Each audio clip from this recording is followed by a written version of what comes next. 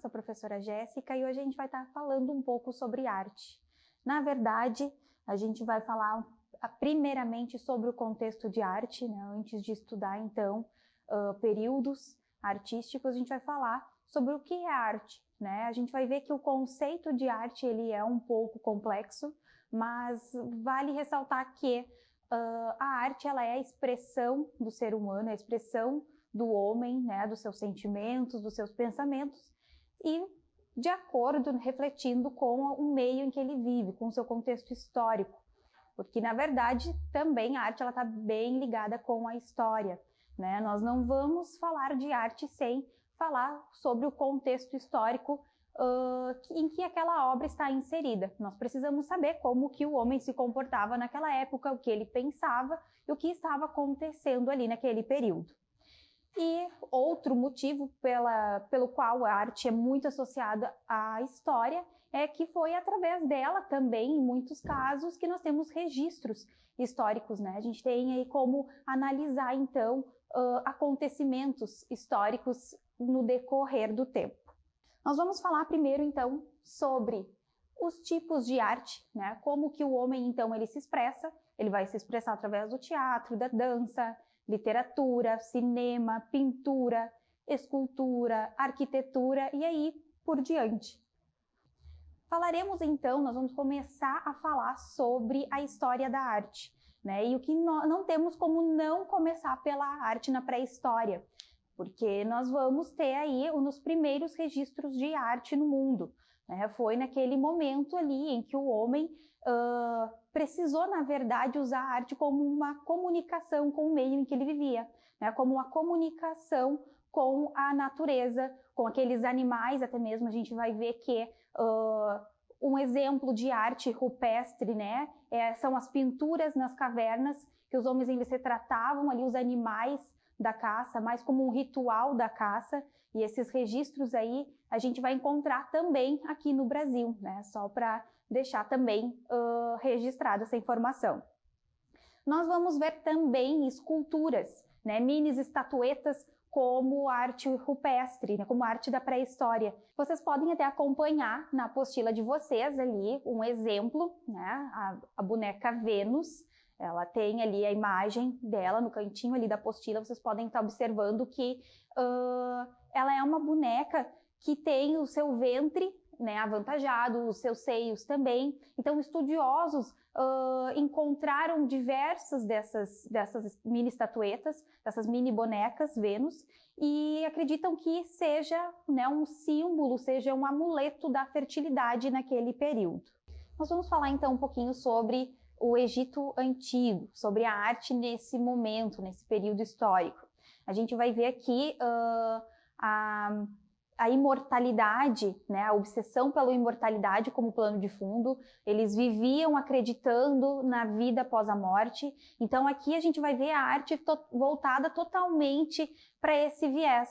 Né? Eles usavam da arte para documentar e registrar a vida do faraó, a sua história, os acontecimentos diários, para usar isso, então, para ele lá na vida eterna, quando ele acordasse. Eles acreditavam, então, que ele iria acordar depois da morte e ele ia se deparar com todas as suas artes ali, com toda a sua vida retratada, né? Então, eles acreditavam que isso facilitaria, ajudaria na memória dos faraós, né, nesse processo. Vamos ver bastante da arte, então, nos palácios, nas pirâmides, né? E aqui a gente vai falar um pouquinho sobre a pintura, né? Na pintura se destaca bastante a lei da frontalidade.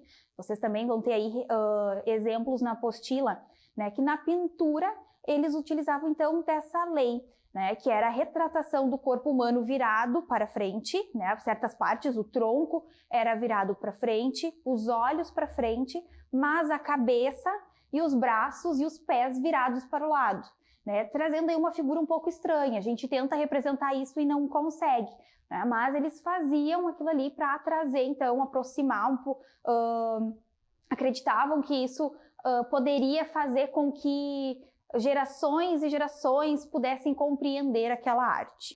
Agora, então, vamos ver um pouquinho sobre a Grécia Antiga, a arte nesse período. A gente vai encontrar aí muitos registros de mitologia, a mitologia, os deuses retratados numa forma humana.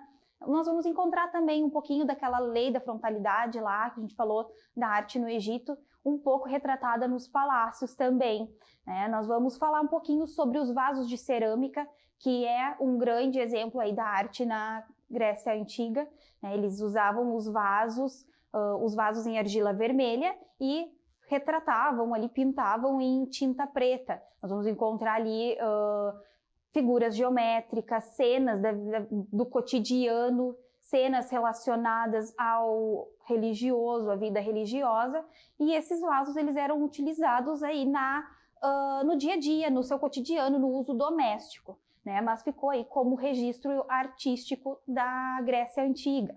Outro ponto que a gente precisa estudar e que é muito marcante desse período é a arquitetura.